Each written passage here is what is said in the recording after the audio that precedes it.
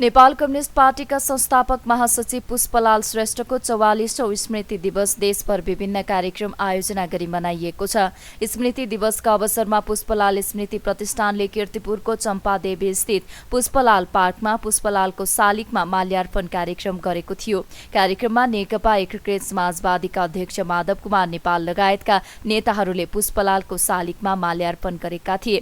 माल्यार्पण कार्यक्रमपछि आयोजित कार्यक्रममा नेकपा एकीकृत समाजवादीका अध्यक्ष नेपालले नेपालको कम्युनिष्ट एकतामा पुष्पलालले खेलेको भूमिकाको स्मरण गर्नुभयो। उहाँले राजनीतिमा विकृति, विसङ्गति, व्यक्तिवादी प्रवृत्ति देखा परेको भन्दै यसप्रति सबै सजग भएर आफूले कर्तव्य पूरा गरेको छ कि छैन भन्ने समीक्षा गर्नुपर्ने धारणा राख्नुभयो।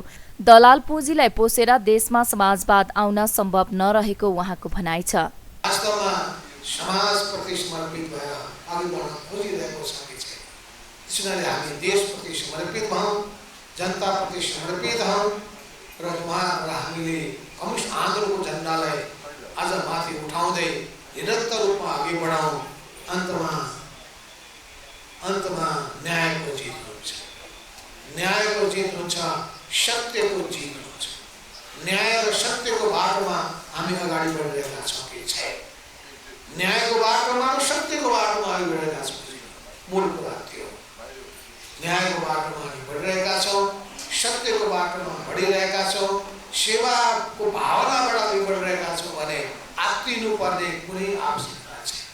हामी प्रत्येकले आफूभित्र खोजौँ कि हामीले आफ्नो जिम्मेवारी पुरा गरिरहेका छौँ कि छैन, हामी आफ्नो कर्तव्य पुरा गर्न सकिरहेका छौँ कि छैन, हामीले पाएको जिम्मा लिइरहेका छौँ कि छैन। जिम्मा लिइरहेका छौँ र जिम्मा पुरा गरिरहेका छौँ भने त्यसपछि पछि मान्छेमा आत्मसन्तोष हुन्छ र आत्मसन्तोष मात्रै होइन, आत्मबल बढ्छ। आत्मबल बढ्ने मात्रै होइन, त्यसले आत्मविश्वास बढाउँछ। त्यो आत्मबल र आत्मविश्वासले उसले आफ्ना सामु रहेका कार्यभारहरूलाई राम्ररी पुरा गर्न अवसरता दिन्छ।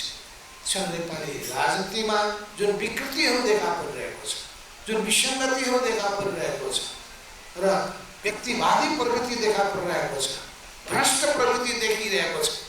अहिले भर्खरै हामीले सुन्यौँ समाजवादको के मोडल, यही मोडलबाट देशमा रूपान्तरण हुन्छ हुँदै दलाल पुँजीलाई पोषेर, दलाल पुँजीलाई प्रोत्साहन दिएर अनि देशको अर्थतन्त्रमा नोक्सान पुर्याएर अनि त्यसपछि देशमा समाजवाद आउने र राष्ट्रिय पुँजीको प्रवर्धन हुने कुरा सम्भव छैन। त्यस हुनाले अहिले पुँजीवादको प्रारम्भिक चरणमा भएको हामी समाजवादको यात्रामा हिँडेका हामीले के गर्दाखेरि वास्तवमा हाम्रो उद्देश्यलाई पुरा गर्न सकिन्छ भने सोच्दाखेरि जनताका पिन मार्काहरू घाँस, बाँस, कपास, शिक्षा, स्वास्थ्य, रोजगारी र सुरक्षालाई यस सन्दर्भमा मानिसहरूका यी विकृति र विसङ्गतिहरू समाजमा विद्यमान त्यसलाई समाप्त पार्ने कुरालाई, सांस्कृतिक रूपमा देखा परेका अनेक खालका यी समस्याका पाटाहरूलाई, हाम्रो सामाजिक सम्बन्धमा देखा परेका अनेक त्यस्ता अप्ठ्यारा चिजहरूलाई हामीले ध्यानमा राखेर अगाडि बढ्नुपर्छ। पुष्पलाल श्रेष्ठले विश्व कम्युनिस्ट घोषणा पत्रलाई विक्रम सम्वत 2005 सालमा नेपालीमा अनुवाद गरी कम्युनिस्ट सिद्धान्तलाई नेपाली मार्क्सवादी विश्लेषकको पहिचान दिनुभएको थियो। पुष्पलालको 54 वर्षको उमेरमा 2035 साल साउन 7 गते निधन भएको हो।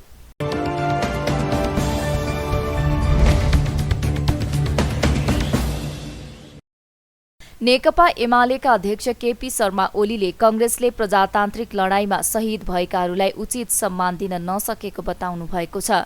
पुष्पलाल स्मृति दिवसका अवसरमा शनिबार काठमाडौँमा आयोजित कार्यक्रममा ओलीले राजनीतिक पूर्वाग्रहका आधारमा कंग्रेसले प्रजातान्त्रिक लडाईँमा शहीद भएकाहरूलाई उचित सम्मान दिन नसकेको बताउनु भएको हो। उहाँले भीमदत्त पन्त लगायत केहीलाई कंग्रेसले शहीद नमानेको तर्क गर्नुभयो। उहाँले अग्रजहरूलाई सम्मान गर्दा फराकिलो सोच सोच राख्नुपर्ने बताउनुभयो। पुष्पलालले स्थापना गरेको पार्टीका रूपमा नेकपा एमाले बलियो पार्टीको रूपमा रहेको भन्दै उहाँले मुलुकलाई समृद्ध नेपाल सुखी नेपाली बनाएर छोड्ने प्रतिबद्धता व्यक्त गर्नुभयो। पुष्पलालको जीवनको चर्चा गर्दै अध्यक्ष ओलीले नेपालको राजनीतिक, सामाजिक र आर्थिक परिवर्तनमा उहाँले पुर्याउनु भएको योगदानको स्मरण गराउनुभयो। क्याप्टन यज्ञबहादुर थापा र भीमनारायण श्रेष्ठहरू हौँ अथवा भीमदत्त पन्त हौँ अथवा अरू ठगी दाहाल लीला दाहालहरू हौँ, गोकर्णहरू हौँ, कुनै पनि शहीदको सम्बन्धमा हामी उत्तिकै सम्मान गर्दछौँ। उहाँहरूले दिएको जीवन व्यक्तिगत स्वार्थका लागि होइन, आफ्ना निम्ति हो। त्यसकारण शहीद यो पार्टीको र त्यो पार्टीको भन्ने हुँदैन। कुनै पार्टीमा लागेर काम गर्दा शहादत प्राप्त गरेको हुनसक्छ, तर शहीद भएपछि उहाँ एउटा पार्टी विशेषको, परिवार विशेषको, जाति विशेषको, समुदाय विशेषको मात्रै होइन, राष्ट्रिय शहीद हुन्छ। त्यसै कारण मैले भीमदत्त पन्तदेखि लिएर शहीदहरूको पङ्क्तिमा, भीमदत्त पन्तदेखि लिएर पछिल्लो समयसम्म शहादत प्राप्त गरेका शहीदहरूमध्ये केही शहीदहरू जो तत्काल जानकारीमा आएका थिए, ती शहीदहरूलाई शहीदको दर्जा दिने त्यो निर्णय मन्त्री परिषदबाट गरेको थियो, तोकेर नै। कङ्ग्रेस धेरैपल्ट सरकारमा आयो, भीमदत्त पन्तलाई त उसले शहीद मानेन नै, किन काङ्ग्रेसले नै टाउको कटाएको थियो भीमदत्त पन्त। भीमदत्त पन्त काङ्ग्रेसका सभापति मातृका प्रसाद कोइराला प्रधानमन्त्री हुँदा 2010 सालमा टाउको काटेर झुन्ड्याइएको थियो भीमदत्त पन्तको। त्यसकारण कङ्ग्रेसलाई भीमदत्त पन्तको नाम लिँदा श्रृङ्ग हुन्छ, विद्यार्थी नेता चिनिया काजीको नाम लिँदा श्रृङ्ग हुन्छ। दुर्गानन्द झा कङ्ग्रेसको कार्यकर्ताको हिसाबले महेन्द्रको गाडीमाथि बम हानेका थिए उनले, र पछि उनले हानेका थिएनन्, आफ्नो ठाउँमा छ, हानेका थिए भने पनि परिवर्तनका लागि हानेका थिए, तर नेपाली कङ्ग्रेसले त्यसको ओनरसिप कहिले पनि लिएन र उनलाई विधिवत सेन्ट्रल जेलको गोलघरमा राखेर फाँसी दिइएको थियो, तर उनलाई शहीद कहिले पनि घोषणा गरेन, शहीद मानेन। नेपाली कङ्ग्रेसको तर्फबाट आन्दोलन गर्दा यज्ञबहादुर थापा, भीमनारायण श्रेष्ठहरू फाँसीको सजाय सुनाइएको थियो, कङ्ग्रेसले त्यो कुरा गरेन। म आज कसैको आलोचना गर्न चाहन्न, तर सत्ता स्वार्थका लागि, राजनीतिक स्वार्थका लागि यस्ता परिस्थितिहरू पनि देखिए जहाँ आफ्नै पार्टीका आदरणीय नेताहरूलाई विधिवत फैसला सुनाएर फाँसीको सजाय दिएर कसैलाई दुर्गानन्दलाई झुन्ड्याएर मारियो, क्याप्टन यज्ञबहादुर थापा, भीमनारायणहरूलाई गोली ठोकेर मारियो। त्यसको विरुद्ध एउटा वक्तव्यसम्म दिन सकेन, प्रतिक्रिया दिनसम्म सकेन नेपाली कङ्ग्रेसले। त्यो चाहिँ दुःख लाग्दो, शरम लाग्दो विषय हो। नेपाली कङ्ग्रेसले नदिए पनि नेपाली जनताले उहाँहरूप्रति श्रद्धा सुमन अर्पण गर्छ, श्रद्धाञ्जली दिन्छ र सिङ्गै राष्ट्रका शहीद मान्छ। आज म त्यतापट्टि पनि अरू धेरै नजाउँ, म पुष्पलालको सम्बन्धमा भनिरहेको थिएँ। पुष्पलाल एउटा महान व्यक्ति, नवीन चिन्तक। 97 सालको आन्दोलन दबेपछि प्रजा परिषदका गतिविधिहरू ठप्प भएपछि, प्रजा परिषद साङ्गठनिक रूपले छिन्न भिन्न भने भएपछि, यद्यपि पछि टङ्कप्रसाद आचार्यजीहरूले 7 सालपछि फेरि प्रजा परिषदलाई जगाउनु भयो, त्यो आफ्नो ठाउँमा छ। तर जति बेला प्रजा परिषद दमित भयो, मारिने मारिए, जेल हालिए, एउटा आतङ्क र आतङ्कको सन्नाटा देशमा छायो। भित्रभित्रै घुसको आगो हुँदो, तर बाहिर आतङ्कको सन्नाटा थियो। त्यस्तो बेलामा पुष्पलाल श्रेष्ठ लगायतको अगुवाईमा 1998 साल, 97 सालमा फाँसी काण्डहरू भएका थिए। 98 सालमा नेपाल प्रजातन्त्र सङ्घ भन्ने संस्था उहाँहरूले खोल्नु। 1998 सालमा नेपाल प्रजातन्त्र सङ्घ भन्ने संस्था खोल्नुभएको थियो। पछि त्यही नेपाल प्रजातन्त्र सङ्घमा गोपाल प्रसाद रिमाल, साहना प्रधान, साधना प्रधान लगायतका थुप्रै साथीहरू त्यसमा आबद्ध र तिनै साथीहरू 2 सालमा उहाँहरू 2 सालमा गएर आबद्ध हुनुभएको थियो। साहना प्रधान, साधना प्रधान लगायतका साथीहरू, गोपाल प्रसाद रिमाल उहाँले आफ्नै संस्था पनि 2001 सालमा खोल्नुभएको थियो एउटा। तर त्यसपछि उहाँ फेरि यसमा नेपाल प्रजातान्त्रिक सङ्घ, नेपाल प्रजातन्त्र सङ्घ, नेपाल प्रजातन्त्र सङ्घ, प्रजा परिषद भन्दा माथि प्रजातन्त्र सङ्घ भनेर पुष्पलालहरूले 98 सालमा नै खोल्नुभएको थियो। र इतिहासहरू गोलमाल भएको छ। 98 सालको प्रजातन्त्र सङ्घको स्थापनाको कुरा आउँदैन। पुष्पलाल यसै पनि 97 साल र प्रजा परिषदका नेताहरूभन्दा पछि पुष्पलाल श्रेष्ठ, पछि उहाँले पुष्पलाल मात्रै आफूलाई भन्न थाल्नुभयो, पुष्पलाल श्रेष्ठ, गङ्गालाल श्रेष्ठ हलवाई भन्ने अर्को हुनुहुन्थ्यो जसले 3 सालमा लाल कम्युनिस्ट भन्ने स्थापना गर्नुभएको थियो। यस्ता इतिहासहरू मेटिएका छन्। गोपाल प्रसाद रिमालहरूको सङ्गठनात्मक र आन्दोलनकारी इतिहास, साहित्यको मार्फतबाट अगाडि बढाएका आन्दोलनका इतिहास तिनीहरू मेटिन खोजेका छन्। सिद्धिचरण लगायतका व्यक्तिहरूको जागरण, गोपाल प्रसाद रिमालहरूको जागरण, धरणीधर कोइरालाहरूको जागरण, यी कुराहरू मेटिन खोजेका छन्। र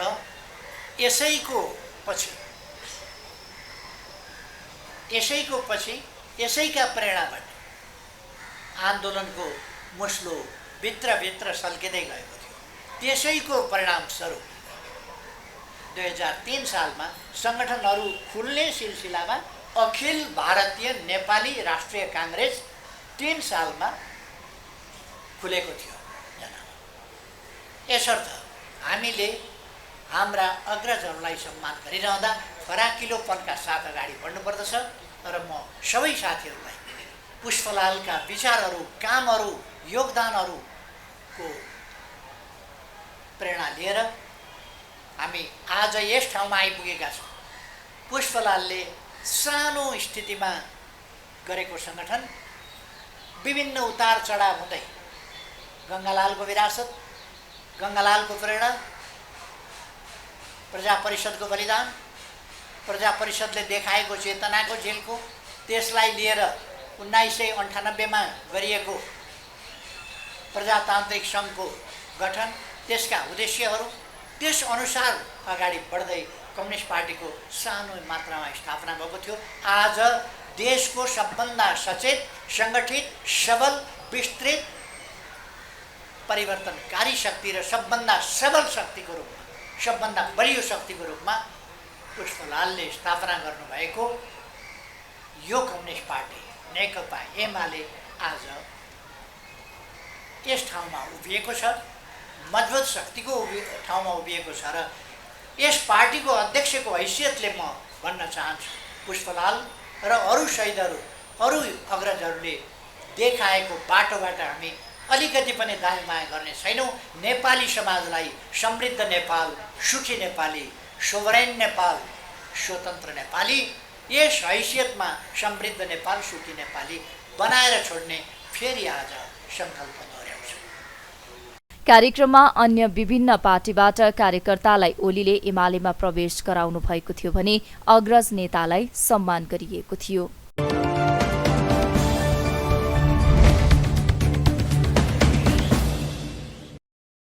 नेकपा एकीकृत समाजवादीका अध्यक्ष माधव कुमार नेपालले स्थानीय तहमा पहिलो दल बनेपछि कंग्रेसले अहंकार देखाउन थालेको बताउनु भएको छ। शनिबार काठमाडौँमा नेपाल तामाङ संघ समाजवादीको राष्ट्रिय भेलालाई सम्बोधन गर्दै नेपालले आफ्नो पार्टीको मद्दतले नै स्थानीय तह निर्वाचनमा कंग्रेस पहिलो दल भएको भन्दै पहिलो पार्टी बनेपछि कंग्रेसले अहंकार देखाउन थालेको बताउनु भएको हो। उहाँले अहिले कंग्रेसले नै आफ्नो पार्टीलाई प्रयोग गरेर आफैलाई बुर्कुसी मार्ने हो कि भन्ने डर पैदा भएको बताउनुभयो।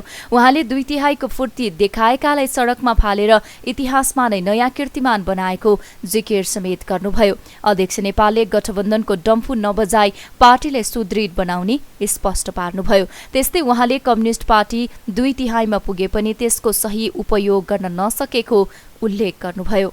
अहिले तपाईलाई थाहा छ हामीले स्थानीय निर्वाचनमा भाग लियौं। स्थानीय निर्वाचनमा भाग लिनुभन्दा पहिले तपाईलाई थाहा छ हामीले हाम्रो आफ्नै पार्टी हामीले आफै बनाएको party Nepal communist party Emale जुन पार्टीको निर्माण हामीले गर्यौं म आफै संलग्न भएर गरियो। 2032 सालमा बनाउँदाखेरि 31 सालमा हामीले अपिल निकाल्दाखेरि हामी 2 जना थियौं। एकजना झापाबाट, एकजना मोरङबाट म थिएँ, झापाबाट 1 जना। 2 जना बस्यौं र हामीले सोच्यौं अब देशभरिमा पार्टीको झण्डा फहराउँ, अगाडि बढौँ। पार लाग्ला भन्ने कुरा थियो। पार लाग्छ भनेर सकिन्छ भनेर सक्ने ठाउँ त देखिँदैन, मान्छे नै छैन। मान्छे हुन्छन्, मान्छेको बीचमा जब जग्गा छ भने त्यसलाई गोडमेल गरिन्छ। गोडमेल गरिसकेपछि बिउ छ भने बिउ छरिन्छ। बिउ छरिसकेपछि पानी पनि त्यहाँ नहरको पानी ल्याएर त्यसपछि त्यसमा सिंचन गरिन्छ। सिंचन गरिसकेपछि बिस्तारै त्यो पलाउँदै जान्छ, पालुवा देखा पर्न थाल्छ अनि विशाल आकार ग्रहण गर्छ। अन्न हो भने अन्न, रुख हो भने रुख, फलफुल हो भने फलफुल फल्दै जान्छ। यही फल्दै फल्दै हामीले देखेन 2074 सालको निर्वाचनको बेलामा आइसकेपछि 2075 सालको जेठ 3 गतेका दिनमा हामीले कम्युनिस्ट पार्टी नेपालमा झन्डै 2/3 को हैसियतमा पुगेको पनि हामीले उदाहरण प्रस्तुत गर्यौं। कति राम्रो मौका थियो त्यो मौका आउँछ पर्खिँदैन। समयले कहिले पनि पर्खेर बस्दैन। त्यस्तो मौकालाई राम्ररी प्रयोग गर्न सकेको भए एउटा प्रधानमन्त्री होइन, 2टा प्रधानमन्त्री होइन, 3टा प्रधानमन्त्री होइन, 4-4वटा प्रधानमन्त्री वामपन्थी प्रधानमन्त्री भएको त्यो पार्टी, वो प्रधानमन्त्री नै प्रधानमन्त्री भएको त्यो पार्टी, मन्त्रीहरूको त कति हो संख्या भएको त्यो पार्टी, अर्थात् अनुभव हासिल गरेको त्यो पार्टी, अनुभवको आधारमा देश हाँकेको अनुभव प्राप्त गरेका नेताहरू भएको पार्टी, भर्खरका ठिटौले केटा होइन, अनुभव हासिल गरेका मान्छेहरूको बीचमा छलफल चलाएको भए के बिग्रिन्थ्यो? सबैको ज्ञान र सबैको बुद्धि, सबैको अनुभव लिएको भए के बिग्रिन्थ्यो? तर सबैको ज्ञान र बुद्धि नलिने कुरा कहाँबाट हुन्छ भने जब मान्छेमा अहंकार हुन्छ, म नै सर्वे सर्वा हुँ भन्ने भावना जाग्छ। त्यही व्यक्तिमा अहंकार बढिसकेपछि त्यो मान्छेमा बिस्तारै निरंकुश प्रवृत्ति देखा पर्न थाल्छ। अरूलाई देखि नसक्ने प्रतिद्वन्दी मात्रै ठान्ने र त्यसलाई मेरो भाग खोज्छ कि भन्ने डरले थरथर काम्ने र अरूलाई निम्त्यान्न पार्ने प्रवृत्ति देखिन्छ, निषेधात्मक प्रवृत्ति देखिन्छ। अहिले हाम्रो टोकबहादुर कमरेड भएको थाहा हुन्छ। तपाईहरुको आफ्नो आफ्नो जिल्लामा पनि अनुभव छ। कुन जिल्लामा कला पत्ता साफ गर्न खोजिया थियो, कसो पत्ता साफ भएन, बाँच्यौं, जोगियौं, फेरि देखियौं, सबैले देख्ने गरी उभियौं, इतिहासमा एउटा कीर्तिमान कायम गर्यौं। 2/3 को फुर्ती देखाएकोलाई सडकमा हामीले देख्नुपर्ने स्थिति बन्यो। नेपाली कांग्रेस सहितको नयाँ सरकार बन्ने अवस्था बन्यो। निर्वाचन भयो, निर्वाचनमा कम्युनिस्ट पार्टीको भन्दा कांग्रेस पार्टी पुग्यो, दुःखको कुरा। कांग्रेस पार्टी पुगिसकेपछि कांग्रेस पार्टीमा अहंकार देखा पर्ताल्यो। अर्को चिन्ताको कुरा, हाम्रै बुई चढेर ठुलो भएर फेरि हामीलाई नै बुर्कुसी मार्ने हो कि भन्ने हामी सबैलाई पिरुल तालेको कुरा। नेपालले केही व्यक्तिमा अहंकार बढेको र निरङ्कुश प्रवृत्ति हावी भएका कारण नै कम्युनिस्ट पार्टी विभाजित भएको तर्क गर्नुभयो।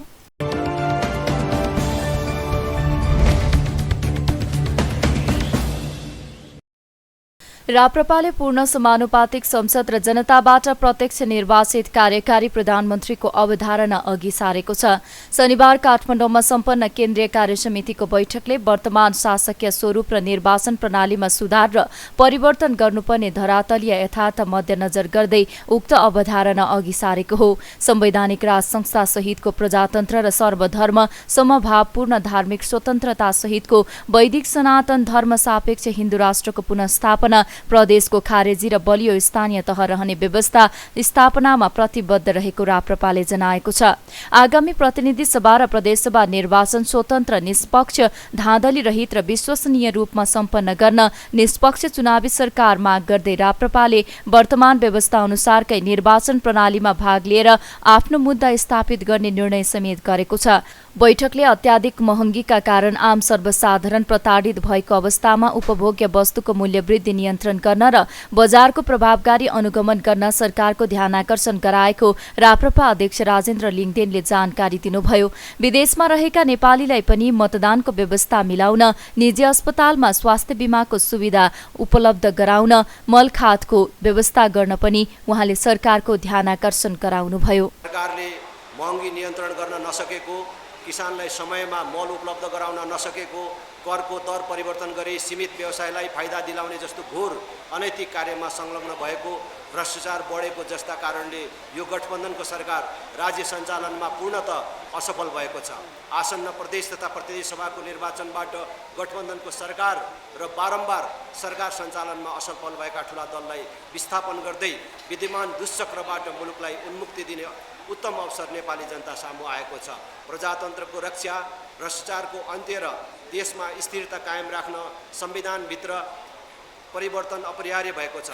वर्तमान शासकीय स्वरूप र निर्वाचन प्रणालीमा सुधार र परिवर्तन गर्नुपर्ने धरातलीय यथार्थ मध्यनजर गर्दै राप्रपाले पूर्ण समानुपातिक संसद र जनताबाट प्रत्यक्ष निर्वाचित गर्ने कार्यकारी प्रधानमन्त्रीको अवधारणालाई अघि सारेको छ। विश्वव्यापी अनुभव, सफलतम प्रजातान्त्रिक अभ्यास र नेपाली आवश्यकताको आधारमा अभिभावकीय संस्थाको रूपमा राजा रहने संवैधानिक राज संस्था सहितको प्रजातन्त्र र सर्वधर्म स्वभाव पूर्ण धार्मिक स्वतन्त्रता सहितको वैदिक सनातन धर्म सापेक्ष हिन्दू राष्ट्रको पुनर्स्थापना, तीन तहको संघीयता होइन, प्रदेशको खारेजी केन्द्र र बलियो स्थानीय तह रहने व्यवस्था स्थापनामा राप्रपा प्रतिबद्ध छ र यी मुद्दालाई राप्रपाले आफ्नो कार्यनीति बनाउनेछ। विदेशी भूमिमा विदेशीको आग्रहमा भएको 12 बुँदे सहमतिको त्रुटिपूर्ण मार्गचित्रका साथै राज संस्था, संसदवादी शक्ति र माओवादी त्रिपक्षीय द्वन्द्वका सरकारवालाहरूमध्ये राज संस्थालाई बहिष्करण गरेर आरम्भ भएको त्रुटिपूर्ण शान्ति प्रक्रियाले देशमा कुशासन र भ्रष्टाचार मात्र दिएको छ। सत्ताको नेतृत्व गर्दै आएका ठूला राजनैतिक दलहरू शक्ति वितरणीकरण, प्रजातान्त्रिक नियन्त्रण र सन्तुलनका आधार धुमिल पार्न अग्रसर छन्। आफूलाई विधिभन्दा माथि राख्ने प्रवृत्तिका प्रवर्तक बनेका छन्। राष्ट्रपति, सभामुख जस्ता पद समेत दलीय पक्षधरताबाट मुक्त छैनन्।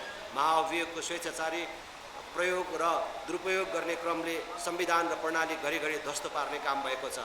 विधिको चरम अवमूल्यनबाट मूलत प्रजातन्त्र नै धरापमा परेको छ भन्ने राप्रपाको निष्कर्ष छ र राष्ट्रिय प्रजातन्त्र पार्टीले आफ्नो मान्यता स्थापित नगरेसम्म अहिले भएको व्यवस्थालाई नै उपयोग गर्ने नीति लिएको र अहिले भएकै व्यवस्थाभित्रबाट आफूले परिवर्तन गर्न नसकेसम्म, आफूले सकेसम्म देश र जनताको सेवा गर्ने र आफ्नो मुद्दाको पक्षमा जनमत निर्माण गर्ने अवसरको रूपमा यो निर्वाचनलाई हामीले उपयोग गर्ने भएको हुनाले आउने प्रदेश तथा प्रतिनिधि सभाको निर्वाचनमा पनि राष्ट्रिय प्रजातन्त्र पार्टीले भाग लिन्छ र त्यसका लागि आवश्यक घोषणापत्र र तयारीहरू प्रारम्भ गरेको कुरा म साथीहरूलाई जानकारी गराउँछु।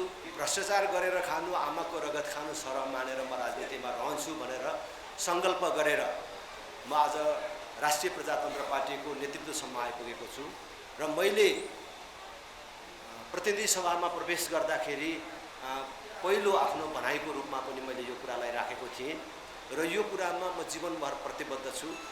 मैले कुनै आफ्नो पार्टीको मानिसलाई उम्मेदवार बन्नलाई 20-25 लाख रुपैयाँ चाहिन्छ भन्ने कुरा त जीवनमा कल्पना पनि गर्न नसकिने कुरा हो र कसैले त्यस्तो कुरा प्रमाणित गर्छ भने म त्यो मान्छेकोमा नोकर बस्न तयार छु। त्यस्तै बैठकले एसपीपी फिर्ता पठाउने बारे आफ्नै निर्णय अनुसार सरकारले अहिलेसम्म अमेरिकालाई पत्राचार नगरेकोमा आपत्ति जनाएको छ। बैठकमा प्रस्तुत राजनीतिक कार्यपत्र आगामी कार्ययोजना तथा प्रतिवेदनहरू संशोधनसहित पारित गरेको राप्रपाले जनाएको छ।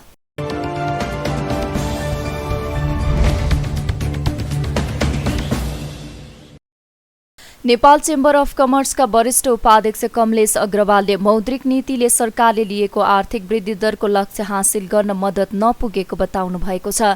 रिपोर्टर्स क्लब नेपालले शनिबार काठमाडौँमा आयोजना गरेको साक्षात्कारमा बोल्दै उहाँले अहिले मौद्रिक नीति संकुचित भएर आएको पनि बताउनुभयो।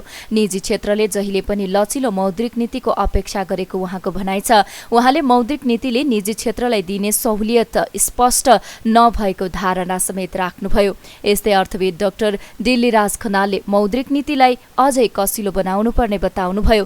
मौद्रिक नीति बढी माग पक्षबाट निर्देशित रहेको भन्दै उहाँले अहिलेको पोलिसी आर्थिक स्थायित्व र ब्यालेन्स अफ पेमेन्टमा राष्ट्र बैंकको नीति असफल देखिएको तर्क गर्नुभयो।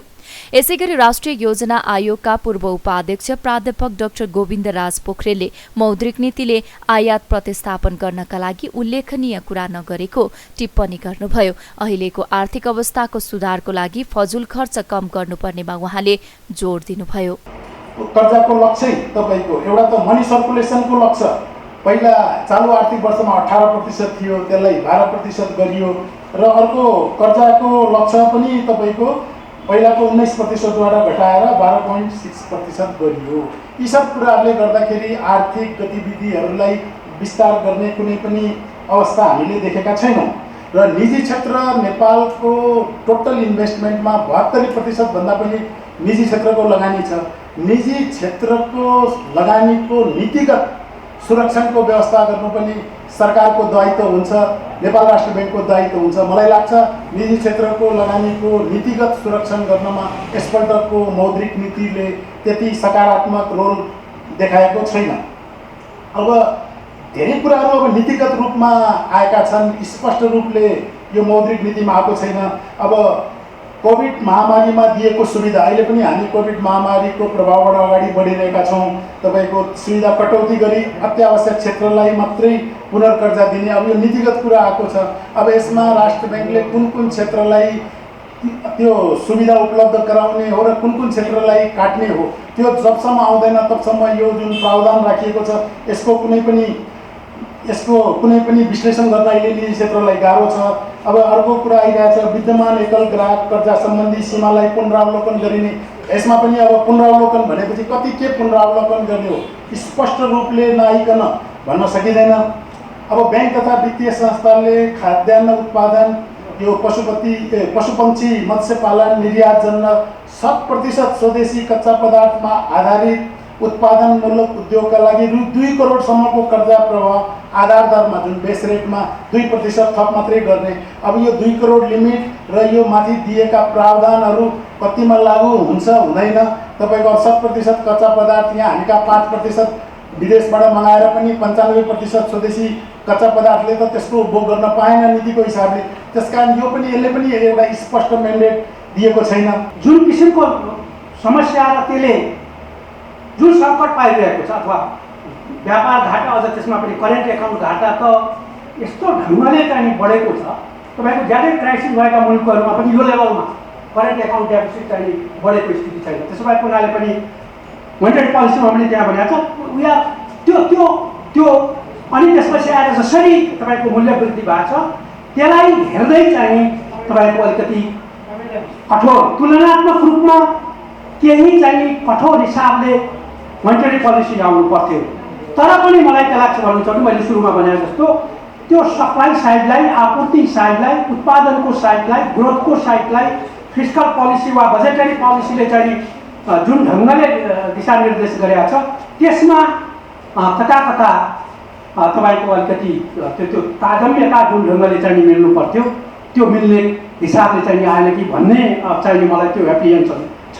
त्यसका कारणले पनि के हो भने चाहिँ सामान्यतया अघि उहाँले भन्नुभयो जब तपाईँको ब्याज दर चाहिँ ज्यादै उच्च हुन्छ तपाईँले मागमा सङ्कुचन कन्ट्र्याक्सन चाहिँ सङ्कुचन ल्याउनुहुन्छ, त्यसले लगानी माग चाहिँ घट्छ। त्यसका कारणले गर्दाखेरि जुन धरातलमा जुन चाहिँ तपाईँको ग्राउन्डमा तपाईँको नेपालको अर्थतन्त्र छ, हामी एक प्रकारको एक फन्दामा ट्र्याकमा छौँ, त्यसले कता तपाईँको मूल्य चाहिँ नि अन्तर्राष्ट्रिय कारणले बढ्दै जाने अनि यतापट्टि चाहिँ तपाईँको मौलिक नीतिलाई चाहिँ बढी टाइटनिङ गर्ने। यद्यपि केही कुराहरू सकारात्मक ढङ्गले नै आएका छन्, जस्तो तपाईँको म चाहिँ त्यो जहिले पनि प्रोडक्टिभ सेक्टरमा चाहिँ लेन्डिङ हुनुपर्छ भन्ने हिसाबले तपाईँको यो रियल इस्टेटतिर जाने चाहिँ लगानीलाई बिस्तारै चाहिँ कम गर्नुपर्छ भन्दै आएको। त्यसले गर्दाखेरि तुलनात्मक मलाई चाहिँ त्यो ठिकै लाग्छ। एट द सेम टाइम तपाईँको उद्योगमा जाने जुन किसिमको लगानी हो त्यसको ब्याज दरमा अब पहिलोचोटि एउटा डिफरेन्स अथवा व्यवसाय तर पनि के हो भने व्यवसायमा होमोजिनस एउटै प्रकृतिबाट चाहिँ व्यवसायलाई ट्रिटमेन्ट गर्ने कुराले तपाईँको साना व्यवसायहरूलाई चाहिँ त्यसको के इम्प्लिकेसन पर्छ भन्ने कुरातिर खास चाहिँ ध्यान दिएको चाहिँ स्थिति देखिन्छ। र अहिलेको मोनिटरी पोलिसीले हामीलाई चाहिएको दुईवटा, विशेष गरी वैदेशिक मुद्रा आर्जन गर्ने कि एफडिआई लिएर हो कि रेमिटेन्सलाई फर्मलाइज च्यानलबाट लिएर हो अथवा हामीले निर्यात बढाएर हो अथवा आयात प्रतिस्थापन गरेर हो, यी कुरामा खासै त्यति धेरै सम्बोधन गरेको चाहिँ देखिएन। त्यस कारणले फेरि पनि वैदेशिक मुद्रा जुन सञ्चयमा सुधार गर्नको लागि अहिलेको मोनिटरी पोलिसीले त्यसै टार्गेटेड रूपमा चाहिँ केही पनि गर्न सकिँदैन। रेमिटेन्स बढाउने फर्मलाइज च्यानलबाट ल्याउने केही कुरा भएको छैन। एफडिआईमा अब आफ्नै मतहरू छन् हेजिङको, त्यसमा पनि केही सम्बोधन भएन।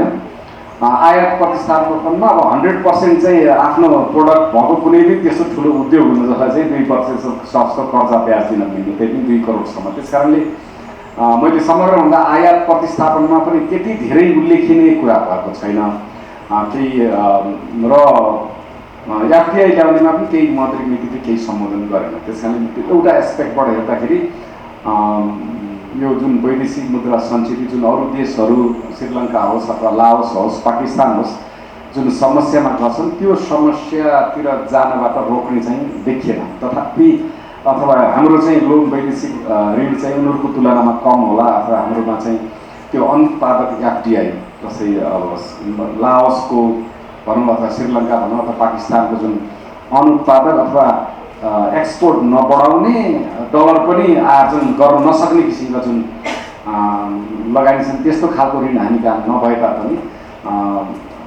बिस्तारै हामी चाहिँ अलिकति नराम्रो दिशातिर जुन गइरहेका छौँ त्यसलाई चाहिँ मोनिटरी पोलिसीले चाहिँ त्यति सम्बोधन गर्न सकेन भने मेरो चाहिँ यति मात्रै राखेको छु। त्यस्तै उहाँले नेपालमा लगानी गर्न नीतिगत अप्ठ्यारो रहेको भन्दै त्यसतर्फ विशेष ध्यान दिनुपर्ने बताउनुभयो।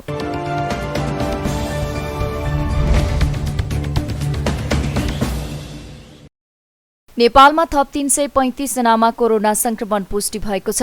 देशभर गरिएको 1088 पीसीआर परीक्षणका क्रममा 216 जना र 1908 एन्टिजेन परीक्षणका क्रममा 119 जनामा कोरोना संक्रमण पुष्टि भएको हो। कोरोनाका कारण शनिबार पनि कसैको मृत्यु भएको छैन। त्यस्तै थप 86 संक्रमित कोरोना मुक्त हुँदा हालसम्म नेपालमा 9,68,394 जना निको भएका छन्। हाल नेपालमा 2,971 सक्रिय संक्रमित आइसोलेसनमा रहेको मन्त्रालयले जनाएको छ।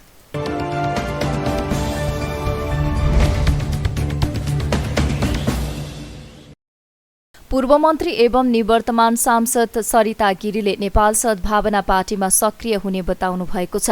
शनिबार काठमाडौँमा पार्टीका अध्यक्ष रामकुमार महतो लगायतले पार्टीमा स्वागत गरेपछि गिरीले आफू पुरानो घरमा फर्किएको भन्दै खुशी व्यक्त गर्नुभयो। गिरीले आफूले कहिल्यै पनि नेपाल सद्भावना पार्टी परित्याग नगरेको दावी समेत गर्नुभयो।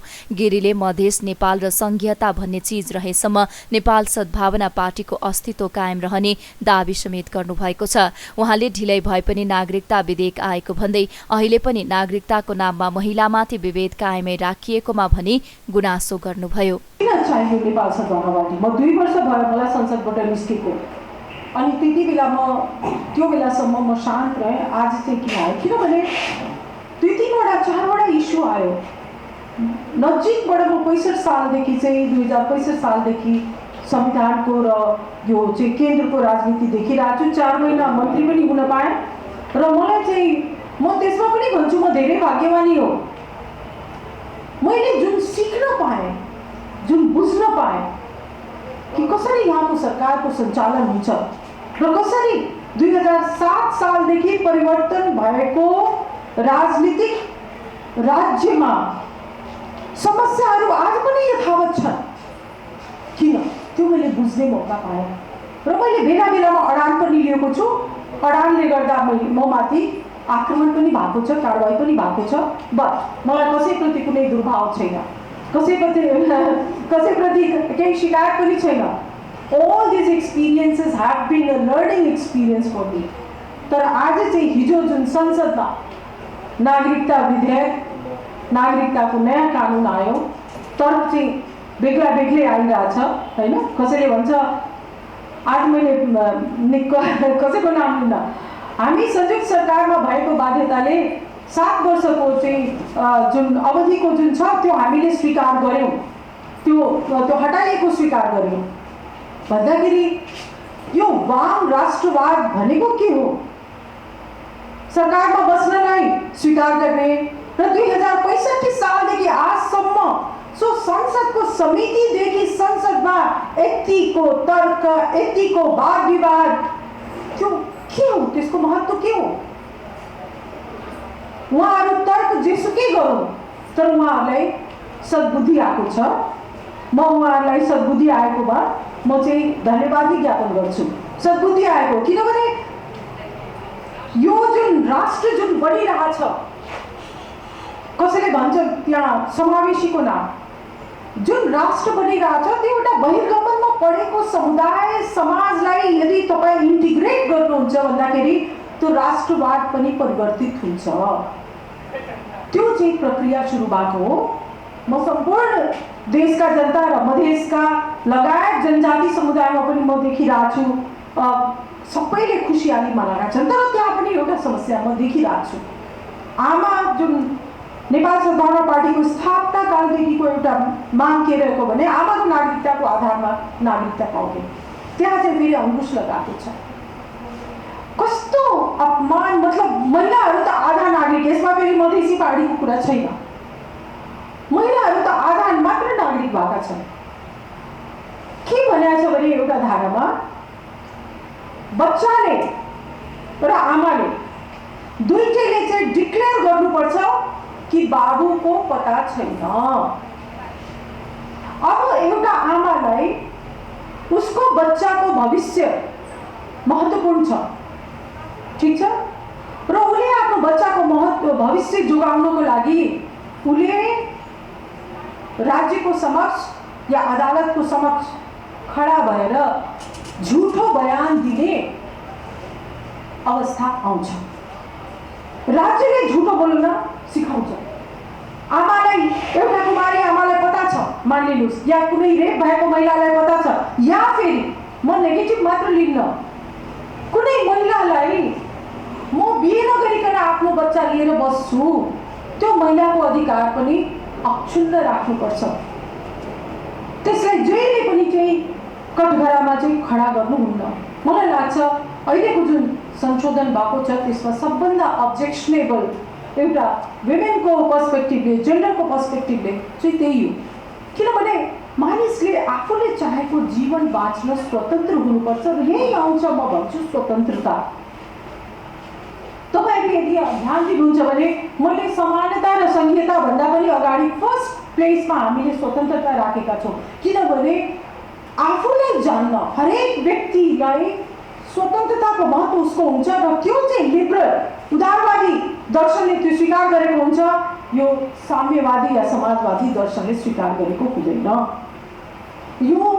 यो सैद्धान्तिक बहस र यो कन्सेप्टको बहस अब आगामी दिनमा राजनीतिमा आउनेछ। जब मान्छेको विचारको अभिव्यक्ति, आफू पनि रोकेको छु नि।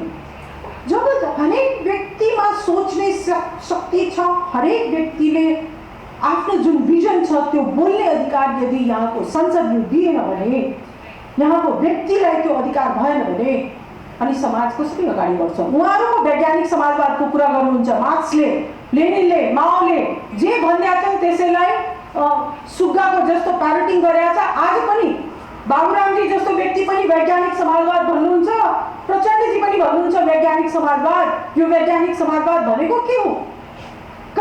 कहाँ छ त्यो समाजवाद? देखाइदिनु पर्यो नि त। विज्ञान भनेको त एउटा निश्चित एउटा प्रमाणित गर्न सक्ने सिद्धान्त हो नि त। विश्वको कुन मुलुकमा त्यो प्रमाणित भएको छ? विज्ञान भनेको के हो? जब चाहिँ तपाईँ अब्जर्भ गर्न सक्नुहुन्छ, जब चाहिँ तपाईँ त्यसलाई रिप्रोड्युस गर्न सक्नुहुन्छ अनि मात्र हुन्छ विज्ञान। त्यस्तै उहाँले आफूहरूकै नेतृत्वमा समतामूलक समाज बन्ने दाबी समेत गर्नुभयो।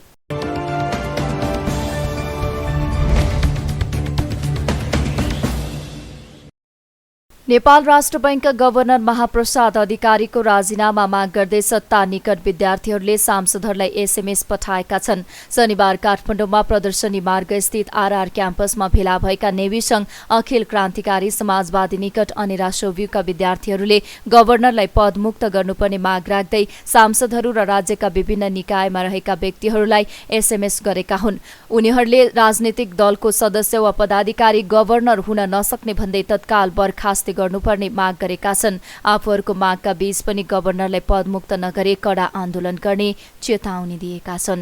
जब यो देशमा न्यायले बिगुल फुक्छ, जब देशमा हामीले चेतावनी स्वरूप मात्रै एक दिन एम प्रसादहरूलाई त्यहाँबाट गैल गरौँ, एक दिन मात्रै हामीले त्यहाँ पस्न दिएनौँ।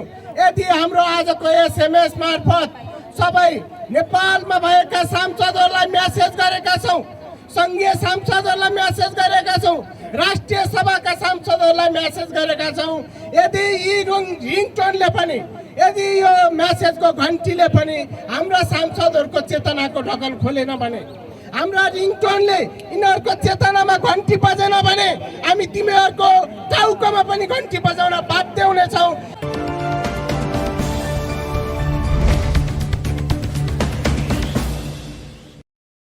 नेकपा एकीकृत समाजवादीका सम्मानित नेता झलनाथ खनालले सम्मानजनक भूमिका नदिए आगामी निर्वाचनमा तालमेल हुन नसक्ने स्पष्ट पार्नु भएको छ। नेकपा एकीकृत समाजवादी नुवाकोट काठमाडौँ सम्पर्क मञ्चले शनिबार काठमाडौँमा गरेको कार्यकर्ता भेलालाई सम्बोधन गर्दै खनालले कुनै दललाई बहुमत प्राप्त हुने गरी तालमेल हुन नसक्ने भन्दै तालमेलका लागि सम्मानजनक भूमिका दिनुपर्ने बताउनु भएको हो। कंग्रेसप्रति लक्षित गर्दै खनालले केही दलले बहुमत आउने गरी चुनावी तालमेलमा जाने निर्णय गरेको भन्दै कसैलाई बहुमत दिलाउन तालमेल नगरिने स्पष्ट पार्नुभयो। खनालले स्थानीय तहमा जसलाई बोक्यो उसैले आगामी निर्वाचनमा बहुमत ल्याए कम्युनिष्ट आन्दोलनको इतिहास समाप्त हुने तर्क गर्नुभयो। खनालले अहिले वाम एकताको खाँचो रहेको समेत औल्याउनु भएको छ। उहाँले आगामी निर्वाचनमा सम्भव भए वामपन्थी एकता गर्नुपर्ने र यसका लागि एमालेको नेतृत्व तयार हुन्छ कि हुँदैन भन्ने प्रश्न रहेको जिकिर गर्नुभयो। राष्ट्रिय स्तरको चुनाव आउँदैछ, त्यो चुनावमा कसरी जाने? एकातिर हामी समाजवादी क्रान्तिको प्रवाहमा छौँ। समाजवादी क्रान्तिको प्रवाहको दृष्टिले हेर्ने हो भने सम्पूर्ण वामपन्थीहरू एकताबद्ध हुनैपर्छ। वामपन्थीहरू एकता नभइकन, प्रगतिशील शक्तिहरू एकताबद्ध नभइकन, एउटा व्यापक संयुक्त मोर्चा निर्माण नगरिकन समाजवादी क्रान्तिको कल्पना पनि गर्न सकिँदैन। त्यसकारण त्यस दृष्टिले हामी व्यापक रूपले एकताबद्ध हुनुपर्छ। अब यही आइरहेको चुनावमा के हुन्छ? आइरहेको चुनावमा 5 दलीय गठबन्धनै लिएर जान्छौँ कि अथवा अलिक फराकिलो ढङ्गले जान्छौँ कि कसरी जान्छ? कि वामपन्थी एकता हुन्छ कि आदि यी विविध सम्भावनाको बारेमा अहिले छलफलहरू चलिरहेका छन्। यो छलफलको क्रममा हामी सम्भव हुन्छ भने वामपन्थी एकता गरौँ, त्यो पनि हामी प्रयत्न गर्दैछौँ। तर यो प्रयत्न हाम्रो मात्रै प्रयत्नले सम्भव हुँदैन। यो प्रयत्न स्वयं नेकपा एमालेको नेतृत्व तयार हुन्छ कि हुँदैन त्यसमाथि पनि निर्भर गर्छ। उनीहरू लचिलो हुन तयार हुन्छ नि हुँदैन? सबै पार्टीहरूलाई सम्मानजनक ढङ्गले चाहिँ नि एकताबद्ध गराउन उनीहरू सक्छन् कि सक्दैन, चाहन्छन् कि चाहँदैन? यी सब कुराहरूमाथि निर्भर हुन्छ। तर हामीले नीतिगत रूपले त कुरा गर्नु पर्यो। हामी कुनै पनि वामपन्थीहरूसँग हाम्रा मतभिन्नता छन् अनेकनसँग, तर मतभिन्नताका बावजुद साझा सवालमा कार्यगत एकता गर्नको लागि हामी तयार छौँ। हामीले केन्द्रीय परिषदको बैठकबाट 2टा प्रस्ताव पारित गऱ्यौँ। एउटा प्रस्ताव विचार मिल्नेहरूसँग हामी पार्टी एकीकरण गर्छौँ भन्यौँ। दोस्रो प्रस्ताव हामीले विचार मिल्दैनन् भने पनि हामीले वामहरूको बिचमा हामी एकता गर्छौँ र यो एकता गरौँ भनेर अर्को प्रस्ताव पारित गर्यौँ। हाम्रो पार्टीले अगाडि सारेको नीति त्यो नीतिको आधारमा हामी सबैसँग प्रयत्न गर्छौँ, तर जोसँग सम्भव हुन्छ त्यहीसँग हुन्छ एकता पनि। हामीले आम रूपमा एउटा नीतिको कुरा, दृष्टिकोणको कुरा अगाडि सार्ने एउटा कुरा हुन्छ, अनि प्र्याक्टिकल्ली को चाहिँ त्यो नीतिमा आउँछ त्योसँग एकता हुन्छ। जस्तो हामी सबैसँग विचार मिल्नेहरूसँग एकता गर्ने, एउटै पार्टी बनाउने भन्यौँ, यसको अर्थ सबै झ्यापझुपै एकतामा आउँछ नि त? आउँदैनन्। जोसँग विचार मिल्दै जान्छ उनीहरू एकताबद्ध हुँदै जान्छ। हाम्रा 3-4वटा समूहसँग अहिले एकता भइसक्यो, यो बिचमा एकीकरण भयो, पार्टी एकीकरण, किन विचार मिल्यो हामीले एकीकरण गऱ्यौँ। अलि साना साना समूहहरू थिए तिनीहरू, अब विचार नमिलेकाहरू अरू थुप्रै छन् जोसँग एकीकरण छैन।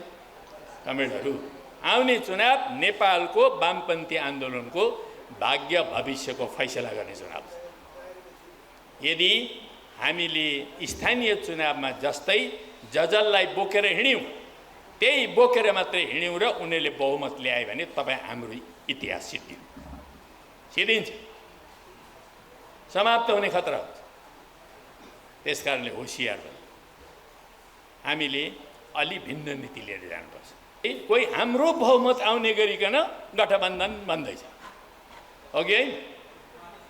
कोही हाम्रो गठबन्धन आउने गरिकन गठबन्धन, के हाम्रो बहुमत आउने गरिकन गठबन्धन, के भनेको? बहुमत एउटाको आउँछ भने किन गठबन्धनमा जान्छ? कोही किन जान्छ? अरूलाई गठबन्धन दिनको लागि किन हामी गठबन्धनमा जाने? के को लागि जाने? दलाल बन्न, पुच्छर बन्न? जानु हुँदैन। यदि सम्मानजनक ढङ्गले हाम्रो पार्टीको भूमिका, अघि एकजना वक्ताले भन्नुभएको छ हाम्रो पार्टीको भूमिकाको खोइ महत्त्व भने, त्यो भूमिकाका साथमा एकता गर्ने कुराहरू, कार्यगत एकता गर्ने कुरा हो भने हामीले जानुपर्छ। सबै पार्टीलाई सम्मानजनक ढङ्गले एकता गराउन एमाले पहल लिए वामपन्थी एकता असम्भव नरहेको उहाँको भनाइ छ।